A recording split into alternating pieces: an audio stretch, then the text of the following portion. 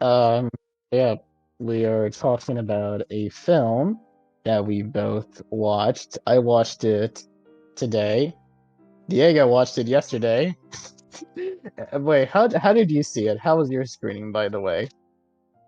Um, well, I can definitely say I paid money to sit on a theater and watch a movie. It was a nice theater, and and I watched the movie. It had Joaquin Phoenix in it. My favorite actor. He's one Yeah, of my yeah. I I think it was directed by Ari Aster. Is that his name? Yeah, that's Ari And Aster. and yeah, I watched the movie. It was a movie. It was filmed. Somebody Mm-hmm. wrote a script. Mm-hmm. Um, Nathan Lane was let in me it. just put it this way. Let me just Nathan put it this Lane way. was in it, by the way. I'm not gonna forget about that. I like Nathan Lane. Oh yeah, So Pumbaa was in the movie for some yeah, reason. Timon. Timon, sorry, Timon. Yeah, Timon. And let me put it this way: Jackass Forever and Bo's Afraid have a lot more in common than you think. You know, if we're talking about, like, I think. Do you think Ari Aster watched that opening from Jackass Forever and thought this would be a really cool idea for a monster? Just this uh, you know, giant penis monster. yeah, at the end of the movie, me and the other people who it was just like four people, me and these three other people in the front. In the end, we just talked about it, and we were just talking about what the movie means to us. And yeah, we were all just like kind of laugh. We all just laughed when the penis monster came in because we were all just like confused and everything. We're like, what the fuck? It looks cool though. It looks cool. You can tell there's like actual puppetry going on in there. You can tell. Yeah, yeah, You and can like tell. it looks CG, but it does look like some parts were like, Oh yeah, you know, yeah, yeah. Yeah, I specifically mean, the just hands. oh yeah, the hands. Oh, I was saying more about like the face and everything. You can tell that the face was a bit practical as well. Yeah, yeah. But I guess we're getting ahead of ourselves. So let's. I mean, are I we? was I Because was I don't know if I was we can talk about this movie like from beginning to end because I don't know what the yeah. fuck happened. Like, I have an idea of what's going on, but kind of and not really. But I would want to say first the way how I saw this, it was kind of a mini IMAX screen because the theater I went to, their projectors are a bit better than the ones where I live close to. I went a bit far, just like 30 minutes away from where I live to go see this. It was like a mini IMAX projector. And so the way so I could really tell like how much of a difference it would have been if I saw this in in a theater much more closer to me. So good points for Mhm. me for that. But yeah, I it basically I guess the best way you can explain this is that it's about a guy who's going to visit his mother and how I think it was Karsten Runquist who described it. It's also about a guy who really needs to come. Yeah, Who who really needs to come. Like he is very paranoid, and it's kind of funny. It's kind of funny how paranoid he is at times. yeah, because like it is kind of funny seeing like how this movie makes Midsummer. I mean, I haven't seen those movies since they came out, so maybe Yeah, I'm me wrong. But neither. like, it's funny to think how those movies seem tame in Hmm. comparison to this. Like, I don't, I don't remember. I don't. I think the last time I watched something specifically in a theater, the last time I watched something in a theater that was just so borderline inaccessible and just fucking unhinged was when I watched The Lighthouse. Oh, And okay. yeah, Mine was men. Mine was men for me. man. Okay. Yeah, because literally a couple walked out of the Oh film. my god. So it was just me and this other dude just watching, just finishing the movie. It was great. But yeah, nobody left the theater for this one. We were all just kind of laughing and just being like, "What the fuck is going on?" I was. I mean, I watched it with two other friends who are also in film school, and Oh, nice. it was funny because all three of us were the only ones laughing at Oh the. no, oh no. Though my whole screen was laughing when some parts were like were kind of funny for us. No, I think some people were just so confused. All three of us were laughing until the last 40 minutes. When the last 40 minutes started kicking, everybody was fucking laughing their ass off. Like they couldn't take it anymore. You Yeah. know? Yeah, I kind of want to know because I know that Beau is Afraid is based on a short that Ari Aster made Yeah. 12 years ago or something. And apparently this was like supposed to be like his first film, but I guess the ambition he had for this film was like just too much where he really couldn't do it at the time. Yeah, I mean it's kind of the same thing with like Damien Chazelle, you know. Like he wanted Babylon to be like his first movie, but he was like, "All right, there's no fucking way I'm gonna make this my first movie." So he Yeah. started to like do smaller movies first.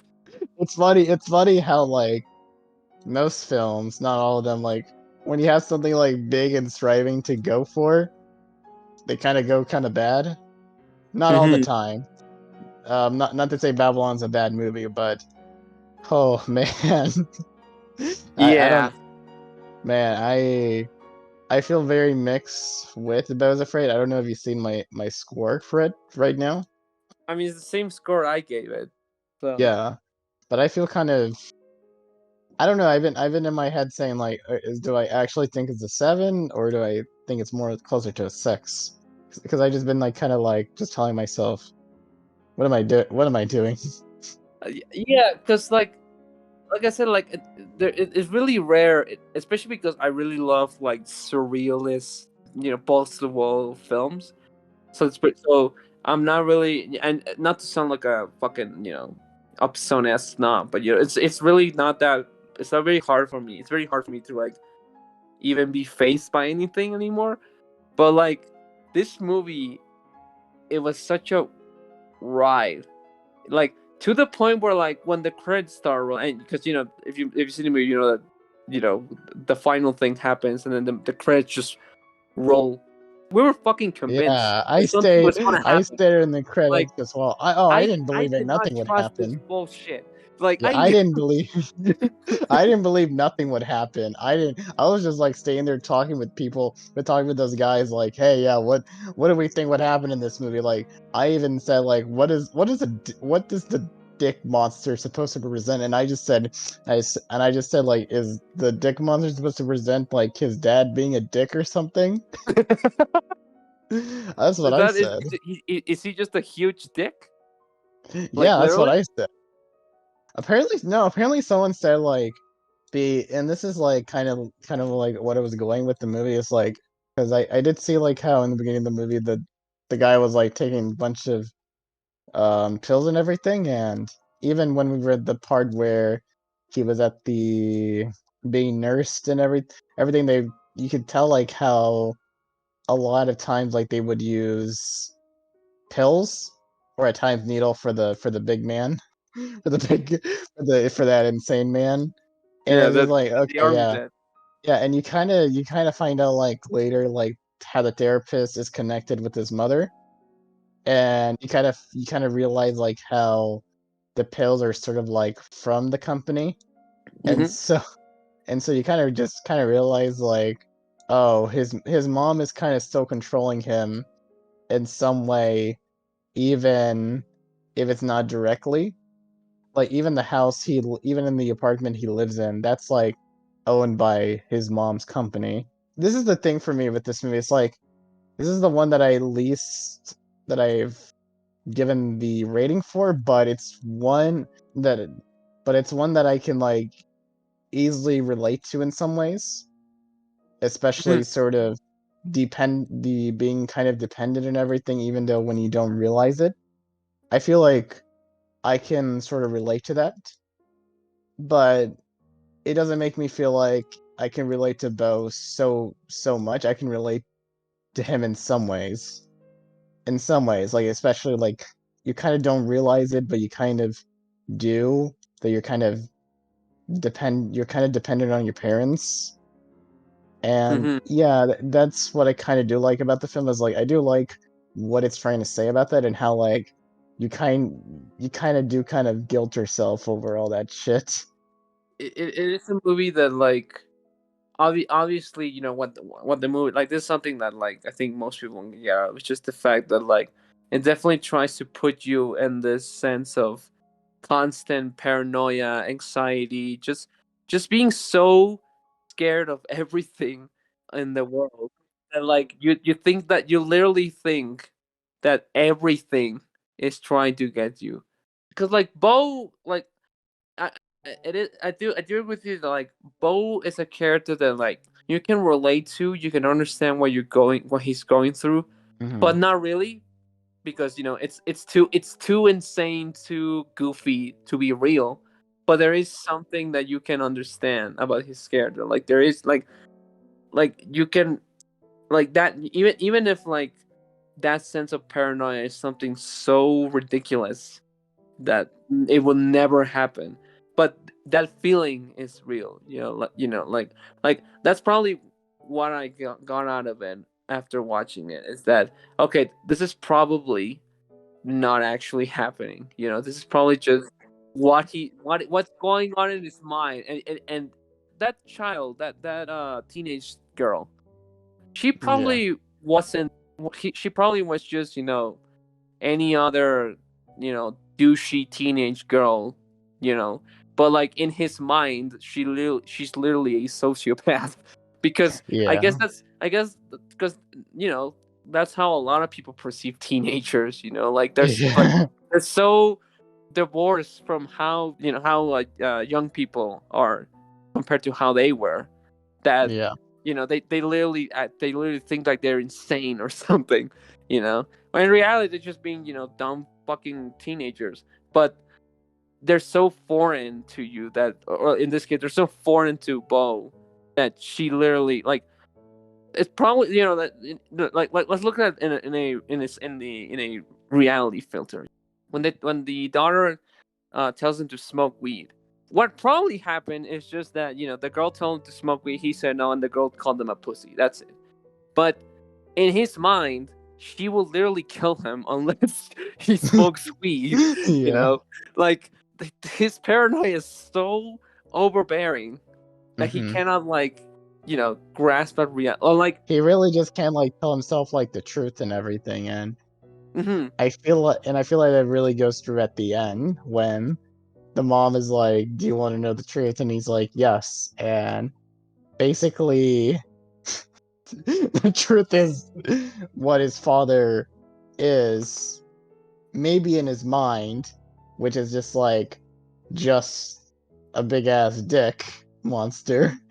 yeah, And someone was like talking about this. Is that how someone said that the penis monster could kind of represent like his idea of what masculinity looks like in a way, and that's sort of kind of the reason why the army guy went there.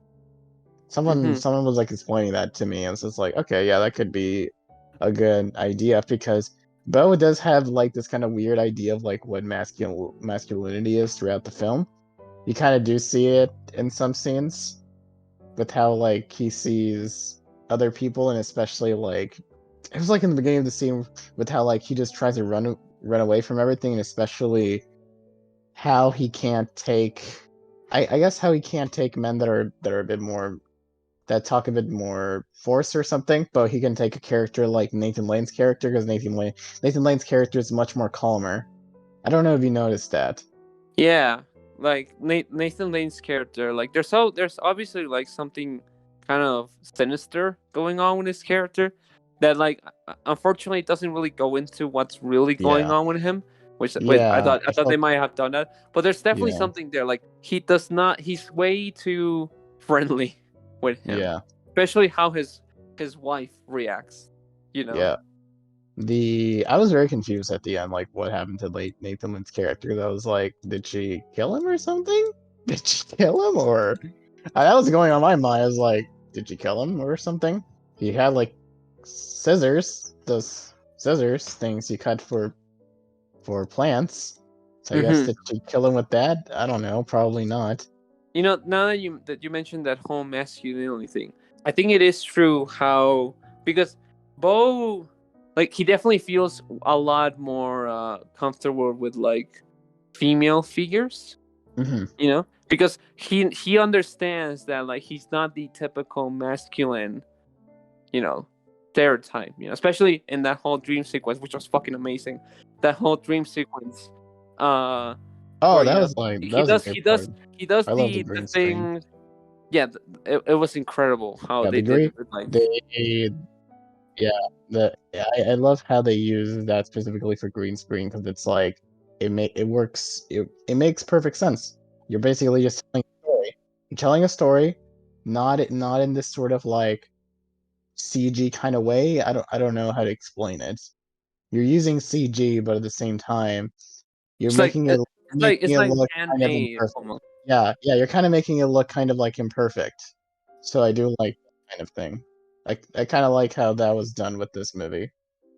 Yeah, and like, you know, and that whole dream sequence, like he goes through this entire journey that's very, you know, reminiscent of like the typical macho ideal of, oh, you know, you do this, you know, you work hard and you're doing fun and you work hard and you do fine in life and then you have a wife with your kids, but then something bad happens and you lose your family, but you know he keeps at it, you know, like he's determined to find his family and he finds them, you know, like he's living this entire fantasy of what he thinks is like the ideal living of being having a, you know, a family, a nice family, especially because, you know, he didn't have it because he was probably, from all things concerned, he was probably a single son, and he didn't have a father, and especially because um at the beginning of the play, you know, it starts out with the main character being like, oh, my mom and dad are dead or whatever, and he goes, he he literally identifies with this one detail of the place so much that you know, this entire other story just plays in his head, and then when it cuts back to the play has nothing to do with anything Yeah. that just happened. But you know, Yeah. in his mind, he just created this entire fucking story. You know, like it really like I said, it really tells you how his mind works, and in a way, I can like relate to that. You know, just being like, Mhm.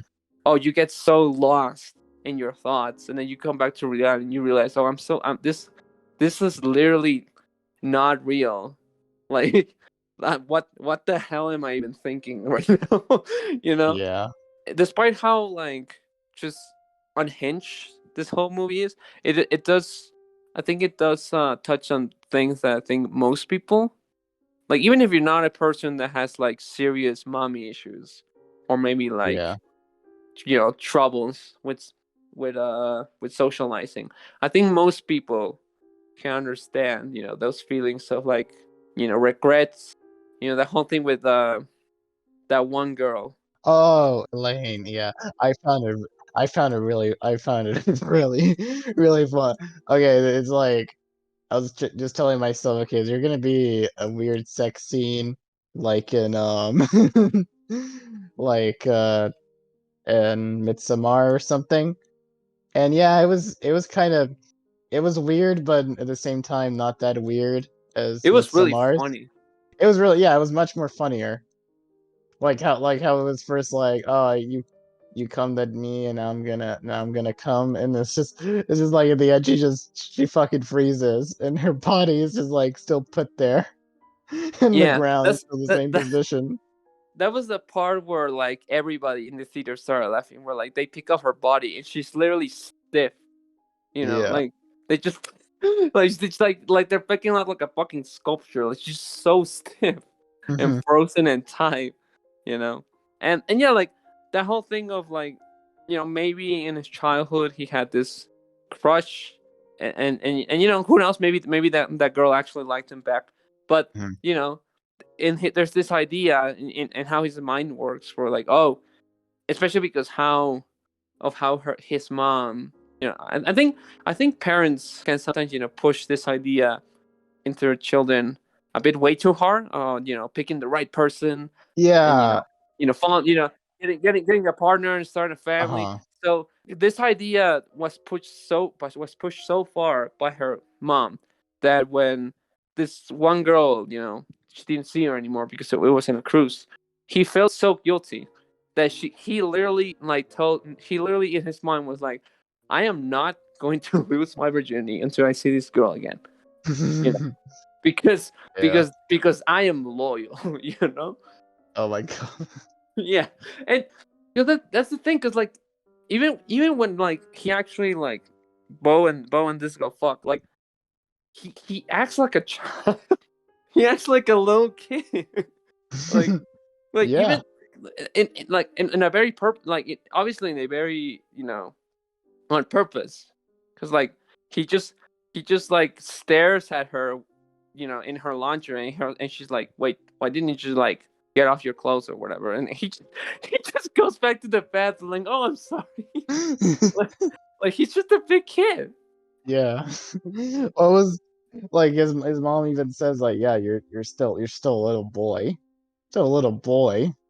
Yeah, and who knows, maybe I'm wrong, because like maybe what they trying to insinuate is not that maybe he has some kind of mental mental disability. Maybe it's just kind of like how in Bardo, well, like when Silverius talks to his dad, like he just goes back to being a kid again.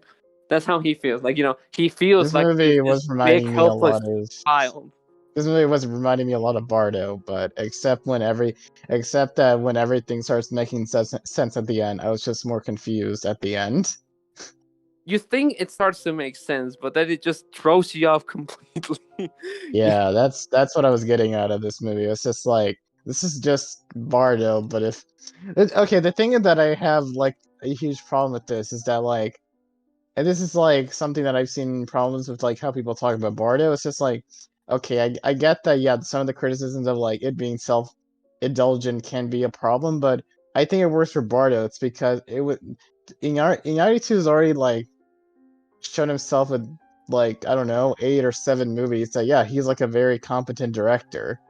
But Ari Aster only has like 3 movies, and this is his third one. And what kind of does he really have to show? Because he's only just made like a specific kind of film, which is just like psychological horror, and that's it. And he's just kind of doing the same thing in this movie, but what really is there to say? Because I understand that this movie is supposed to be his most personal one, but that's kind of it for me. I don't. I just That's kind of my problem with this movie. It's just like every problem that I've heard from Bardo, I've had it with this movie.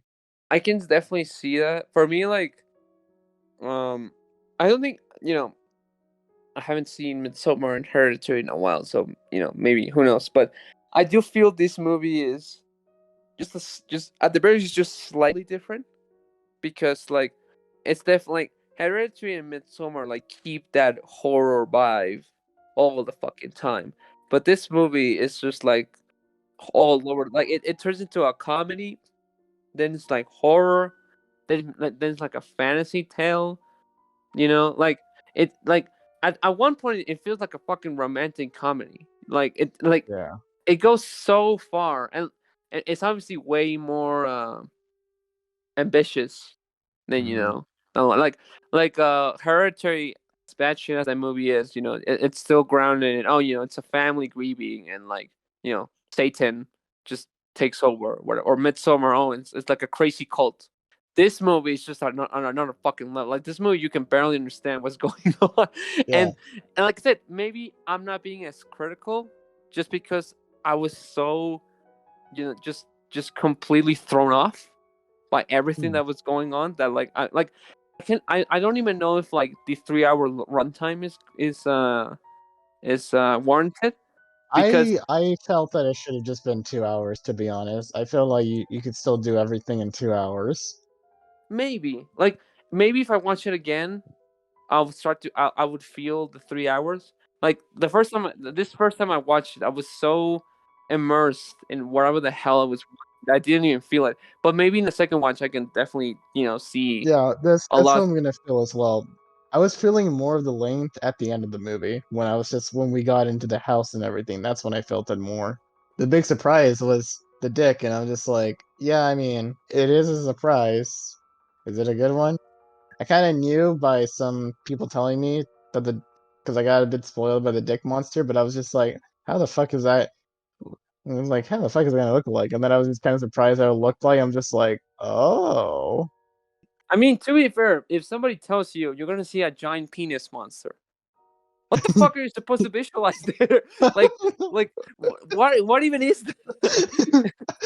I was telling that myself in my mind. I was just like, what am I supposed to get out of that? What am I supposed to get out of that? That it's Mhm. like it's a dick monster, okay, whatever. Yeah, that's and like the dick monster and some other parts. Maybe in a second rewatch, I can be like, on a second watch, I should say. Maybe on a second watch, I could be like, okay, this ties into some kind of theme. But like, I did feel there were some parts that areas in which like, let's just put some random bullshit. you know, let's see what Oh happens. God. I definitely felt that with the dick monster and like, Yeah. um what other part? Oh, when the teenage girl just starts drinking paint. That's probably the one part I was legit like kind of disturbed because like just Yeah, yeah, drink the thought of drinking paint. I was like, Jesus Christ. I was kind of being a bit like, ugh, no, Yeah, no, no, no, I don't like to see that shit, and especially how like you see her body and like all her eyes are just like red. yeah, it was kind of reminding me of her face, kind of reminded me a bit of the actress from Hereditary. I Oh, was thinking to Tony Collette, myself, yeah, no, no, no, the other one, the child. yeah, I was thinking about her a bit, and then and then I realized, oh no, that's not her, that's another actress. I Yeah, thought it was Ari Aster actually her. really knows how to get creepy fucking children for his actors. Yeah, You know, he has a knack for that, I guess. it's kind of Like, it is really funny. yeah, it is like it's funny, but it's also I do kind of feel bad because imagine being a child actor, and, and the director says, "Oh, we casted you because you look fucking terrifying." You know? Yeah. Have you seen the his short film Munchausen? His short film? No, It I has saw some it on weird YouTube. connections. It has some weird connections with this film. A bit, just a bit. Just the fact that he has an overprotective mother. Both the short film and the Beau's Afraid have like things to do with like the mother kind of being overprotective. I mean, that's something that I'm noticing. I mean, whenever you watch, a certain amount of movies by a director, you can kind of like start to pick apart what kind of themes he likes to do. And Ari Aster really likes just family trauma, specifically with moms. Yeah. Like, I think Ari Aster just has mother issues. I think Ari Aster has like actual mommy yeah, issues. like you I'm gotta not wonder, blaming like, the bro. guy. I'm not blaming the guy to be honest. I think we all have mommy issues or some way or another. But I think he takes it on an extra on Yeah, an it's the point where like, bro, like you doing good, like because he really does hammer down like in Hereditary was the fact that like it was like the whole thing of like Satan possessing the family was almost secondary to the fact of how uh Tony Collette's character was such a overbearing mother that like Mhm. her own family just kind of hated her and Yeah. and then in Midsommar like the reason why Florence Pugh's character is so susceptible to this call is because both of his parents committed suicide. So so like there's definitely and then in this movie it's like even way more it's way more blatant, like the whole you could almost say, you know maybe this is another thing I was thinking about, like as a theory of the film, like maybe this whole thing is going on in his mind because like he literally cannot like he's trying to come with and grasp this feeling of like, oh, my mom is dead. You Yeah. know, like maybe his mom did actually die, and like he doesn't know how to feel because her mom was just kind of a cunt to him, and so he doesn't know like should I be sad? Like what do Yeah. I even feel? Yeah, because when he's given the news, like he's shocked, but at the same time, he just doesn't know what to say. He Mm-hmm. doesn't know what to say, and so he's just like, he's basically just looking everywhere and not like really focused on like what the person. Oh, by the way, do you know the cameo by any chance? Oh, I think I know what you mean. Yeah, DOPS. Bill Hader. I was Oh yeah, I was actually kind of laughing when I saw Bill Hader. I was like, oh my god, it's Bill Hader. yeah. There were some weird special things. There were some weird people in those special fucking like it, there's some weird people attached to this project. Like in the special things, Bo Burnham is there. Oh, Yeah, I didn't see the special things. Who was thanked? Bo Burnham was there. Bill Hader was there. Interesting. Nathan Fielder was there. I was like, what?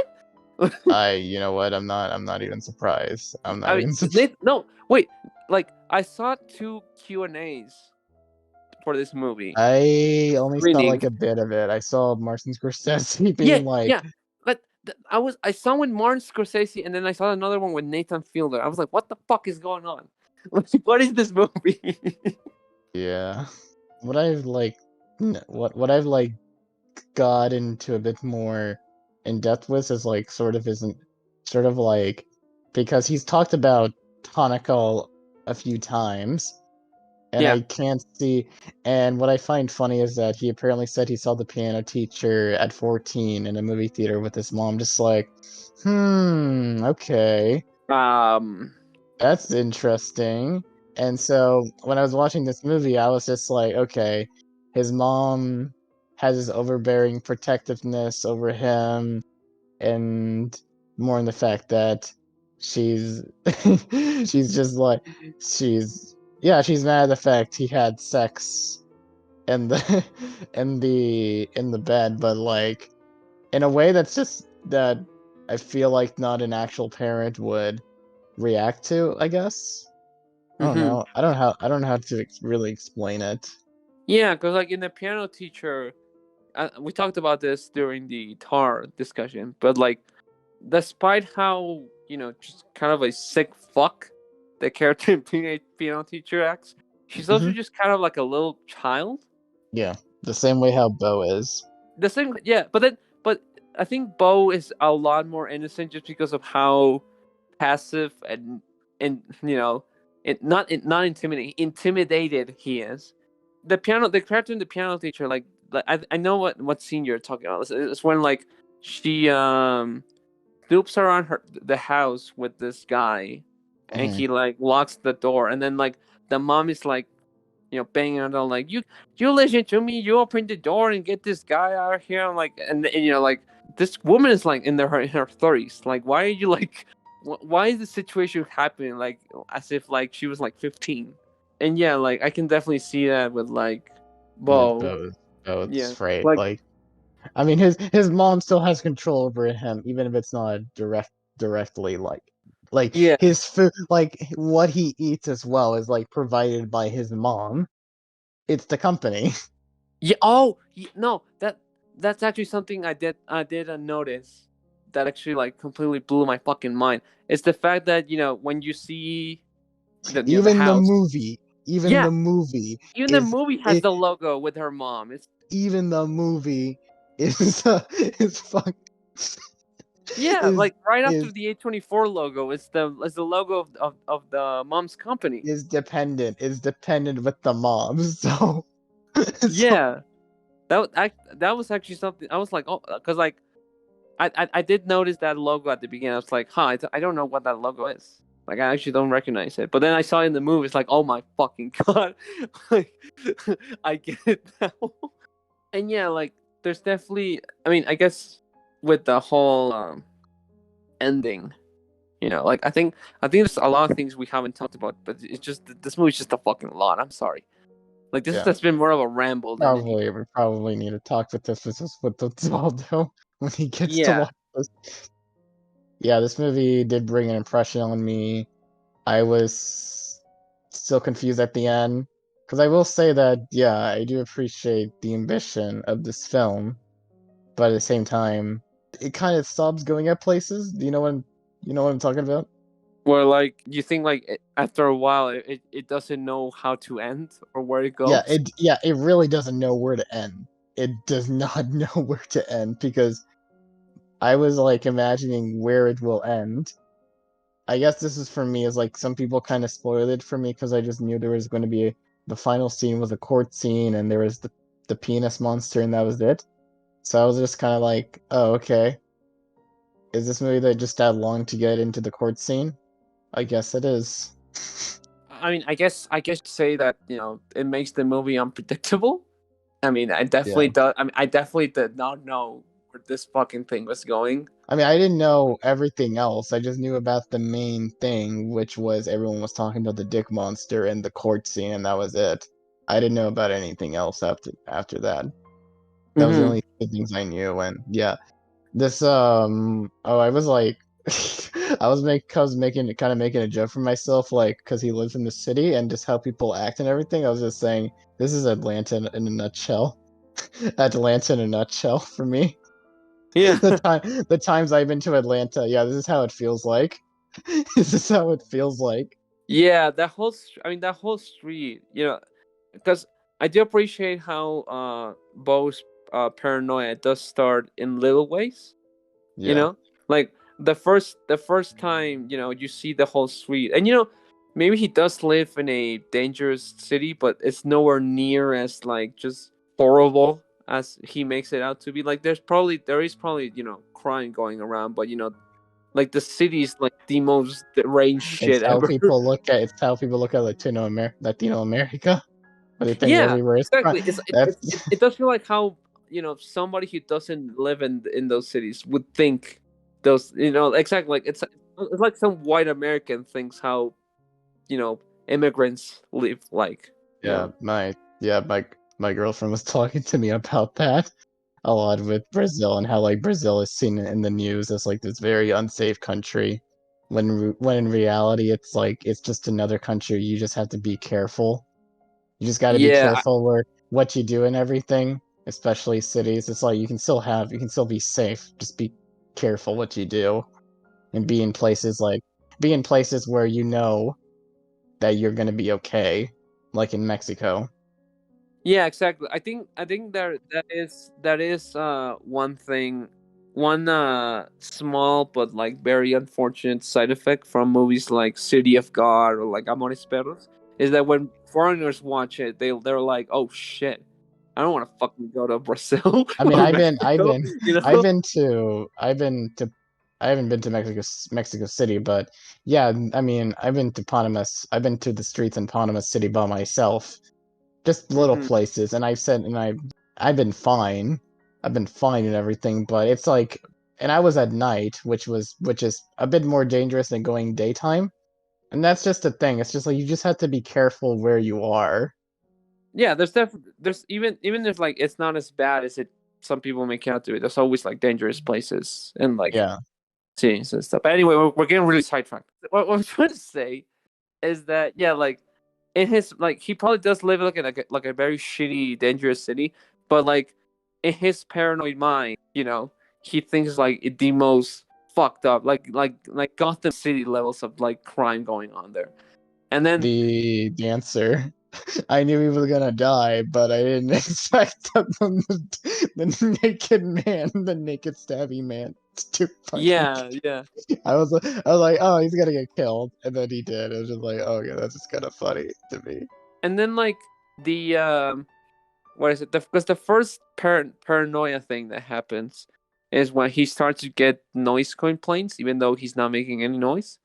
And like, I think what's going on in his mind is that maybe some asshole neighbor was like, oh, you're making so much noise, and he's not really.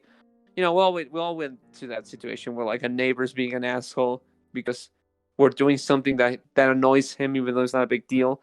But to Bo, in his mind, he's like, oh, maybe I am doing a lot of noise, even though he's literally just sleeping. And then when he tells his mom, "Look, mom, like I can't find my keys. I can't get home. Like I'm sorry, whatever." From there already, you can kind of tell that his relationship with his mom is not healthy. As a mom, if if your son tells you, "Hey, I can't make it because this and that," like telling you pretty valid reasons, like, "Hey, I don't know where my keys are. Somebody stole my fucking keys. I can just leave my house."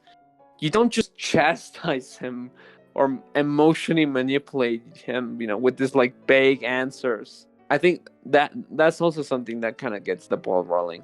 And then by the end, he's in this court where like he's getting judged by all these things that really don't matter, but his mother really like. It kind of reminded me of the ending of Pink Floyd's The Wall. Oh yeah, you know what? It Yeah, also ends in like a the trial. courthouse. Like I Yeah, mean, obviously, things that he's being judged for in Pink Floyd's The Wall is actually a lot serious. Like in Bo, like oh, he pissed on an aisle once. Oh, he's the devil. Like they're very minor dumb things. I think that's supposed to be the thing. It's like they're very minor, but he takes them into like he just reminds me of people who I know who are like where they can't live without the past in some ways in a very dangerous sense where they have to remember everything they do, and it's just kind of like fucked up in my opinion. It's like, how are you gonna grow if you can't even like accept what you've done? But it's like, okay, yeah, whatever. If you hit a wall and you made a hole in accident, then okay, you did it. Whatever. It's just learn from that or something. Don't try to like make yourself feel like shit the whole for your whole years living. I don't know. Yeah, I definitely have maybe conversation with like family members of like or like friends where like we remember something that happened in the past and was at the time was pretty shitty, and like everybody else just thinks it's funny and like, oh, that was dumb, whatever, haha. Yeah. But he's still like, he or she or whatever, like they're still maybe not traumatized, but they're like It's something they different. It's cannot let something go of different how that they feeling. remember it. Yeah, exactly. We've all had that thing where it's just like we feel like we did something really really bad where it makes us feel like shit, but then when other people know, they're just like, you didn't do anything bad. You were just a kid. And it's just like, oh, okay. Kind of makes you want all that anxiety to go away, but at the same time you're just like, am I though? I mean, in both cases, it's very understandable why he acts that way, because his mom made him that way. you Yeah. know That's something that I kind of do relate to, that idea of like co codependence with your own mom in a way. Like, because I'm gonna be honest, yeah, my mom was very overprotective with me when I was young. Like, I wasn't allowed to like really hang out with kids in my neighborhood, and was kind of just like I was kind of just put a bit in my own world for a little while when I was young. hmm But then as I got older, yeah, I had like a hard time rebelling and everything, and it kind of like I do kind of like relate that to the film, but not so much where I'm just like, yeah, I want my mom dead because what she did to me, because it's basically how he's like in the movie, because he knows what he wants to say, but it's just like, yeah, I mean, yeah, I understand that kind of thing, but at the same time I don't agree. I don't like fully relate to it. I don't fully relate to it. I just relate to like the whole codependence with your own parent. Yeah, exactly. Like I know exactly what you mean. Like I think we can all relate to like having problems with like our parents, not being able to let go of like Yeah, I that's don't know, that's how just something I protective it is. can I can relate to. I can Yeah, relate to that because but like nobody has that that extreme level of like most people don't have as shitty of parents as like Britney Spears or something. Like right? yeah. Like most people don't have these like ridiculous level of like shitty parents where like you literally cannot breathe without them like just being behind, you know? Yeah, that's not our position. I Exactly, hope. yeah. Yeah, that's not our my position is more like, yeah, I had a mom who's very overprotective, and yeah, that thing kind of, I was kind of mad about that, but then at the end I just had to like just realize that, yeah, let's do a bit better in the future. It's like Hmm. just be a bit more sociable with others. And yeah, because it like even when I was growing up and everything, she kind of hated the fact I was going to the movie theaters by myself. It's funny, but yeah, it's just like that's just how parents are in a way. Because when you're so used to doing something with your child and they're just wanting doing it alone now, you just kind of feel like, wait, why does he want to do it alone now? You know, I definitely felt this too, where like your parents start to realize that they're realizing that you're becoming something that they didn't, because like even like the most overprotective parents like understand that they, by all things considered, they can't do anything about it. You know, they cannot stop you becoming something that they cannot control anymore. And you know, whether or not it and whether or not they accept it, you know, you know, they accept it, you know, they're forced to accept it almost, or maybe they become, you know, this very, you know, negative influence on you, whatever that is. You know, they understand that, you know, they cannot be, they're you're not, you know, the little baby anymore, something. And Yeah, you're not. that's kind of what happens with Bo's mom. You know, like she's so horrible to him, but she still expects this, like, you know, oh, whatever happened, you're still my baby, whatever, you know, Yeah, like she yeah, still yeah, expects this level of like trust and like love, even though she's doing some really fucked up things to him. Even when like when he dies, you know, he literally explodes and she's crying out like, oh no, what happened to my son? And I'm, you know, at first you're thinking, you know, you fucking did this to him, you know, like I don't know what you're crying about, you killed him. But like you can kind of understand that she literally like she cannot, you know, have it both ways. And yeah, I guess that's why I wanted to get out of in the movie, because you know at first understandably he's like, you know, what the fuck, like this is some like this is literally the most unfair thing ever. I'm being judged and gonna get killed for the literally the dumbest things that I had no control over. But then like I think because like it's very I found it very thought provoking how he, you know, he sees the boat is about to explode. So like I thought it was really interesting how he stopped panicking, and he just took it, you know. He was just like, you know what, fuck it. Like he knew he couldn't do anything stop it. He just accepted his fate. And you know, maybe if we take the interpretation of like, you know, okay, none of this actually happened. This is just Bo's mind. Like maybe if he's, you know, coping uh the fact that, you know, that his mom died, maybe in his mind he's thinking, okay, no matter what I do, nothing is gonna change, you know, the relationship with my mom, or you know, all the troubles that we had. So you know, whatever, you know, I'm just gonna leave this behind. Maybe he didn't literally die, but like a part of him died, where he's like, you know what, like this whole thing with my mom is just so toxic that it's best if I just like fucking move on, you know?